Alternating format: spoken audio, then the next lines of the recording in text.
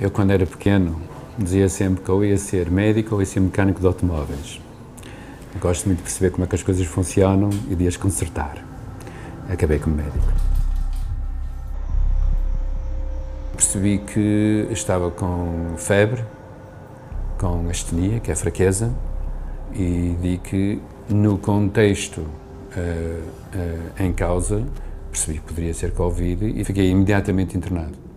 Fiquei 2 dias ainda num quarto de isolamento nas doenças infecto-contagiosas, piorei, agravei e digo que tive de ir para os cuidados intensivos, onde fiquei cerca de 2 semanas. Ao todo tive internado 5 semanas e quando tive alta já estava curado. O que é que aconteceu para o levar para os cuidados intensivos? Ficou com as dificuldades respiratórias? Não conseguia respirar. Estava de serviço, há um telefonema e nos dizem que vai entrar um doente. E logo após acabam por nos dizer que o doente era o Dr. António Marques. E a primeira pergunta que se questionou foi quem é que o vai receber. E eu era o mais velho. E os meus colegas acabaram por... Tu é que tens que ser a pessoa que vai receber o Dr. António Marques. Eu não participei no meu próprio tratamento. Eu comportei-me como um doente, que eu acho que é como as coisas devem ser quando a pessoa está doente, por isso tem de se entregar aos colegas.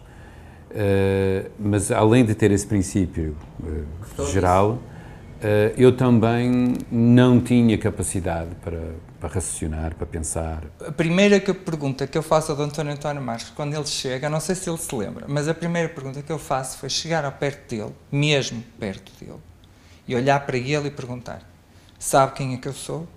E ele responder. Só se via os olhos, era verdade. E os olhos eram a nossa forma de comunicação. Dessas 2 semanas nos cuidados intensivos, que memórias é que tem? Eu tenho diversas recordações. Algum receio. O que é que me vai acontecer? Será que eu vou sair daqui? Será que, mesmo que saia daqui, vou ter capacidade de ter uma vida produtiva, normal, reenquadrar-me nas minhas diversas atividades, ou vou ficar com sequelas que me possam condicionar? Como é que está a família?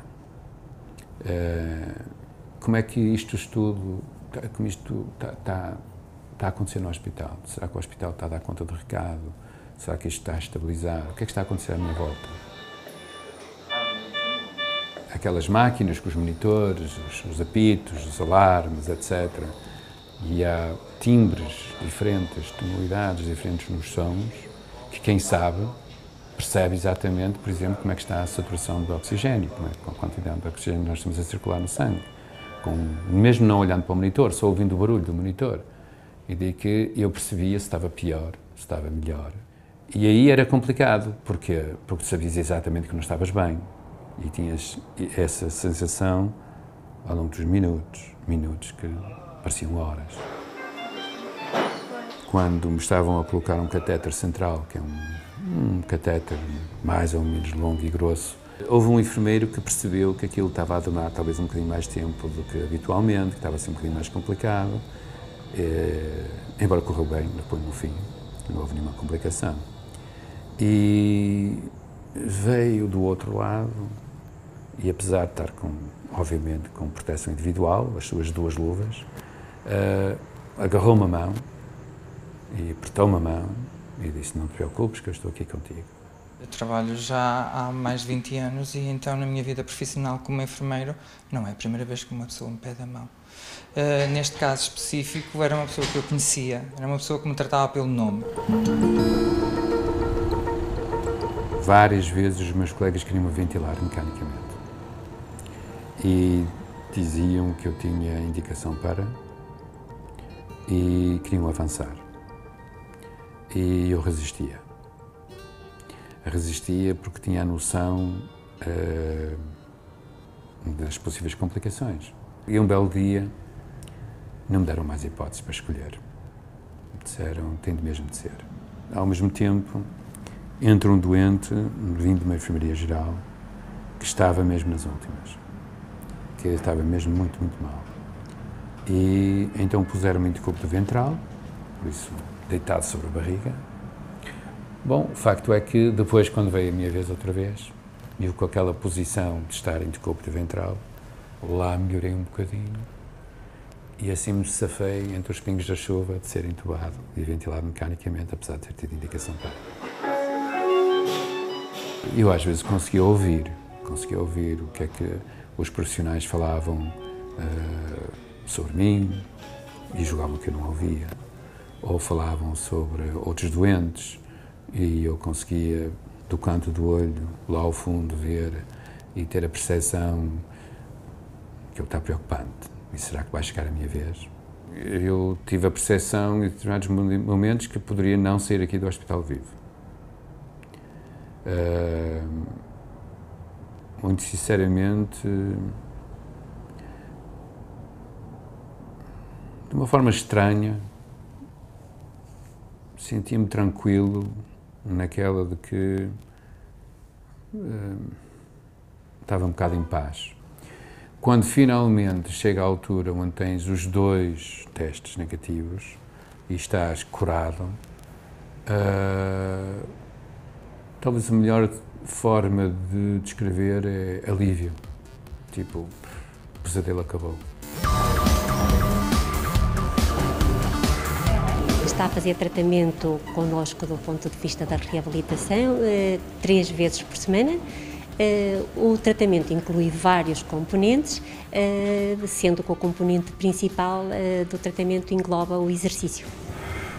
Habitualmente estamos perante sequelas do ponto de vista respiratório e muito também sequelas do ponto de vista motor, associadas a alterações neuromusculares.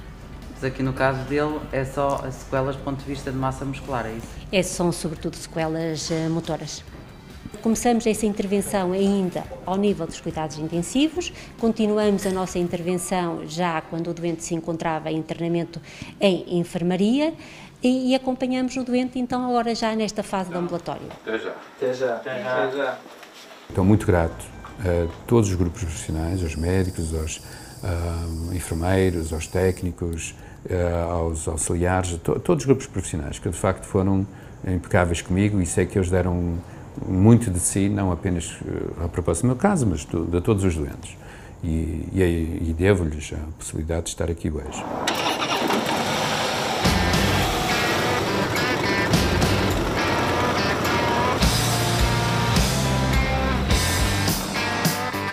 Eu imagino que quando estava internado nas infectocontagiosas, bloqueado por 4 paredes, sentia saudades da liberdade da sua Harley. Dá uma sensação de liberdade. Por um lado, tem um componente de convivência em grupo, depois de estar várias semanas num quarto com, por uma expressão de ar processado, poder sentir o vento na cara é uma boa sensação.